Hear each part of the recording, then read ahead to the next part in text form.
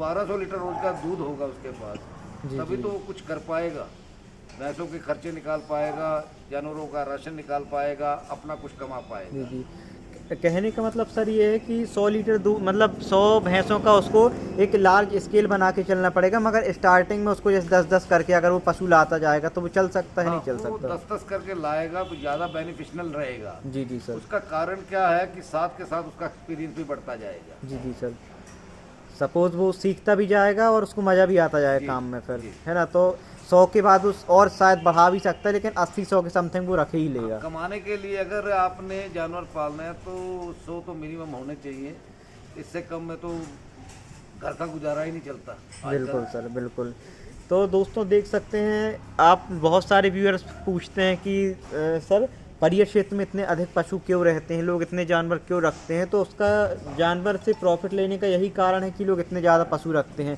क्योंकि छोटी डेयरियाँ आप भी सर देख रहे हैं कि बहुत सी बंद हो जाती हैं, जो 50 पशु रखते हैं, 20-30 पशु रखते हैं, किराए से लेते हैं, अक्सर वो बंद हो जाती हैं। लेकिन अगर 100, 150, 200 पशुओं का स्केल लेके अगर अपन चलते तो उसमें कुछ ना कुछ पशुओं से बेनिफिट जो है डेयरी फार्मर को। बिल्कुल बेनिफिट मिलेगा। जी जी सर। अगर 100 पशुओं से शुरुआत करते हैं तो उसमें बहुत बेनिफिट मिलेगा, कोई कम नहीं मिलेगा। जी जी। सर की बात जैसे सर ने कही कि 100 पशु, बहुत से लोग ये कहेंगे कि 100 पशु एकदम से कैसे इतना हो जाएगा, ये हो जाएगा, वो हो जाएगा, लेकिन अगर सही मायने में प्रॉफिट कमाना है तो इस चीज़ को मान के चलना ही पड़ेगा, है ना सर? आपको अपना एक लक्ष्य रखना पड़ेगा कि मुझे 100 जानवर करने हैं। बिल्कुल वो चाहे सर। आप 5-5 करके 10-10 करके इकट्ठे करें, वो आपके ऊपर निर्भर करता है जी कि जी। जितनी आपके पास व्यवस्था है उस ढंग से करें। जी सर। अगर लक्ष्य 100 का रहेगा तो आपके साथ लक्ष्य प्रॉफिट का भी रहेगा, बिल्कुल सर। और उसके कम के अंदर करने से आपका वो प्रॉफिट ना मात्र निकलेगा, आप अपना गुजारा भत्ता भी मुश्किल से कर पाएंगे। 100 जानवर होंगे तो आपका बहुत अच्छी इनकम मिलने का सोर्स है। तो सर जैसा कि 100 जानवर होंगे तो इनकम मिलने का मतलब कि एक अच्छा सोर्स रहेगा, और आपने जैसा कि कहा कि पूरी प्योर मुर्रा नस्ल की बढ़िया क्वालिटी की भैंस है जो कि लेना चाहिए। तो एक चीज़ में क्वालिटी के ऊपर मैं बात करूँगा। कुछ लोग ये गुमराह कर रहे हैं, 60-65 हज़ार की भैंस लीजिए यूपी बिहार की, कोई कहता कहीं की भैंस लीजिए। आपका इस विषय में क्या ख्याल है? क्योंकि बहुत से व्यूअर्स गुमराह हो जाते हैं। अब जो जिस व्यक्ति को करना ही है डेयरी, उसको भैंसों की बिल्कुल समझ नहीं है, उसने किसी व्यापारी के हाथ से फंस गया, सपोज 14-15 लीटर दूध की भैंस को कहीं ना कहीं किसी व्यापारी ने निकाल दिया, कम कीमत की दे दिया, तो उसके विषय में आप क्या कहना चाहेंगे कि प्रॉपर भैंस की अच्छी देखिए, कीमत हम क्या क्यों होनी मुर्रा चाहिए? नस्ल को तवज्जो देते हैं, जी उसका जी। मेन कारण है कि मुर्रा नस्ल किसी भी एटमॉस्फेयर में हो, चाहे कितनी ठंड हो या गर्मी हो, सबको ऑब्जर्व कर लेती है। जी जी सर। और इस नस्ल के अंदर इतनी पावर होती है जी कि जी। हर बीमारी से खुद ही लड़ लेती है। बहुत सर। कम जानवर जो है बीमार हो पाते हैं। और नंबर 3 जो मेन है, ये कंटिन्यूस दूध देती रहती है। इवन देन जी आप जी। इसका दूध ना छुड़वाएं तो ये भैंस दूध देते देते भी जम सकती है। हमें ज़बरदस्ती 1 से 2 महीने दूध छुड़वाना पड़ता है। जी जी सर। बाकी किसी नस्ल के अंदर ये क्वालिटी नहीं है। मतलब मुर्रा ही वन ऑफ द बेस्ट ऐसी ब्रीड है जो कि दूध देते देते ही, मतलब ये कह सकते साल भर ही दूध दे देती, फिर तो दूध देते देते सपोज 10-11 मंथ तक आराम से सर, है ना? जी मतलब जी। अगर देखा जाए तो सर जो पशुओं के बीच में अगर कोई 10 भैंस चालू करना चाहता है तो पशुओं के बीच उसको प्रॉपर स्पेसिंग कितनी रखनी चाहिए आपके हिसाब से कि पशु बढ़िया रिलैक्स रहे, बैठे, एक दूसरे पशु की थन वगैरह ना एक कचर दे? खूंटे से तो दूसरे खूंटे की दूरी जी जी। मिनिमम 4 फुट जी रखनी सर। चाहिए। 4 फुट समथिंग हाँ दूरी रखनी चाहिए एक खूंटे से दूसरे खूंटे के जी। बीच की। और जी जो जी। लंबाई है वो 9 फीट होनी चाहिए। बिल्कुल जी। और सर आपके हिसाब से एक 12 लीटर प्लस से ऊपर की अच्छी ओरिजिनल मुर्रा भैंस कितने कीमत में आ जाएगी आपके हिसाब से? थोड़ा सा बताइए, देखो, क्योंकि जो ये नए जो होगा वक्त सभी चल रहा, चीज़ें आप जब पूछते पूछ हैं। रहे हैं जी जी। तो ये फरवरी, मार्च और अप्रैल जी जी। जानवर अपेक्षित 9 महीने 20,000 में भैंस महंगी होती है। मतलब ये 3 महीने। जबकि 9 जी जी। महीने जो है मई से लेकर आप दिसंबर तक लगा लो, जी जी। 9 महीने ये 20,000 भैंस कम मिलती है। और इस टाइम लेने जाओगे तो 20,000 फालतू मिलेगी। तो इसका एवरेज पड़ जाता है, अगर लगाएंगे तो 1.5 लाख के करीब पुट्ठा पड़ जाता है। पुट्ठा मतलब पर भैंस का जो पुट्ठे हाँ में स्टॉक वो पूरा एक। कोई एक 60 की होगी, कोई एक 40 की होगी, सब जी जी। पुट्ठा 1.5 लाख का वो पड़ता कुछ लीटर 2 लीटर दूध में कुछ शो क्वालिटी, कुछ रिंग सिंग उसके कारण हो जाता है ना सर? कई बार कुछ लोग रहते हैं शो क्वालिटी का पशु लेते हैं तो उस हिसाब से कुछ चीज़ें ऊपर नीचे हो जाती हैं रेट की। है। नहीं, थोड़ा हम जो बहुत। प्रॉपर भैंसे खरीदारी करते हैं, हम सैकड़ों जानवर देखने के बाद 10 भैंसे खरीदते हैं। जी जी सर। वहीं पर 2 टाइम धुलाई करके पास करते हैं, उसके बाद उसको खरीदा जाता है। बिल्कुल इस सर। चीज़ के अंदर जल्दबाजी कहीं भी नहीं होती और ये बिल्कुल। कोशिश रहती है कि नया से नया जानवर लिया जाए। पहला हम इसलिए नहीं लेते, उसका कारण ये होता है उनका दूध कम होता है। दूसरे बिल्कुल सर। ब्याज से 12-13 लीटर से लेकर 20 लीटर तक मिल जाती है। जी जी, मतलब कि तीसरे चौथे ब्याज तक की भैंस भी बहुत सूटेबल रहती है डेयरी के दूसरे लिए। तीसरे चौथे तक की कोई दिक्कत नहीं होती, उसके अंदर दूध भी अच्छा रहता है जी जी सर।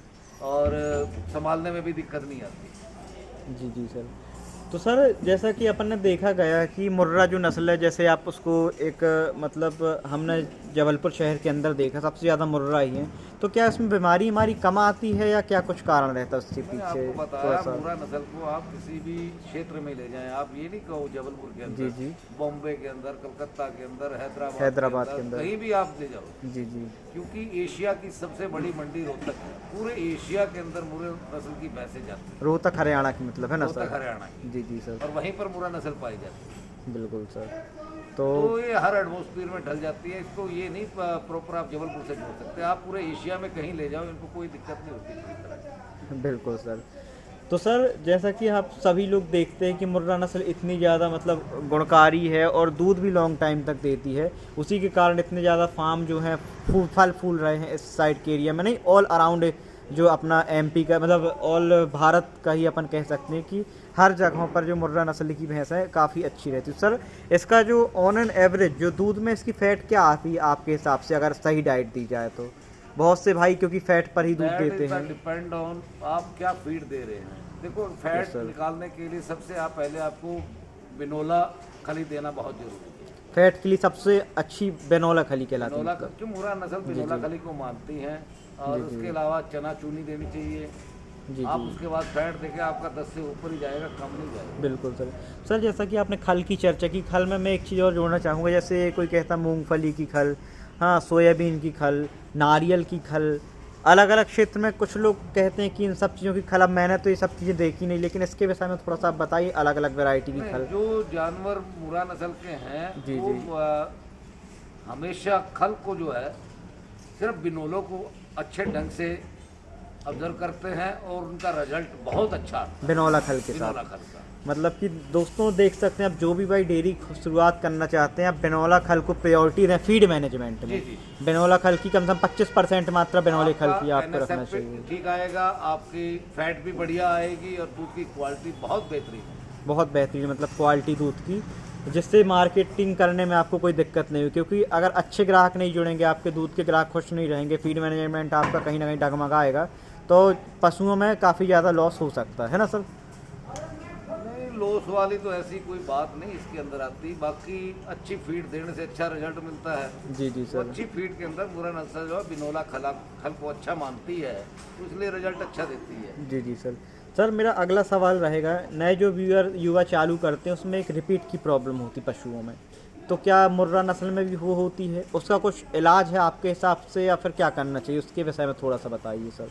नहीं, मुर्रा नस्ल के अंदर हमने तो बहुत कम केसेस देखे हैं रिपीट होने के। सपोज हो जाती हैं अगर कोई, हो तो जाती है उसके हिसाब उसमें से कोई थोड़ा सा दिक्कत नहीं है, तो दवाई डॉक्टर रख देता है, उसके बाद रिपीट नहीं होती। तो हो जाता मतलब दवाई देने हाँ, से नॉर्मल दवाई देने से ही हो जाता है। चीज़ें राइट हो जाती हैं मतलब, तो ये और चीज़। एक और सिस्टम जो देसी ढंग लिखा गया है, तो जो जानवर रिपीट होते हैं जी जी। उनको आप गुड़ की मात्रा, मेथी और चमसूर यस सर। इनको पका के अगर 2-4 बार खिलाएंगे तो उनका जो बच्चेदानी है बिल्कुल साफ हो जाती है, रिपीट की कभी भी दिक्कत नहीं आती। देख सकते हैं भाई दोस्तों, जो सर ने रिपीट का जो एक बिल्कुल शानदार क्वालिटी का इलाज बताया, गुड़, चंसुर और मेथी दाना, इसको अगर आप पका कर देते हैं तो वो चोकर में मिला के खिला दो। जी जी, तो मतलब प्रेग्नेंट कराने से पहले अगर आप खिला दें तो ज़्यादा अच्छा, क्योंकि रिपीट पशु प्रेगनेंसी होते ही है फिर रिपीट होने लगती है ना सर। एक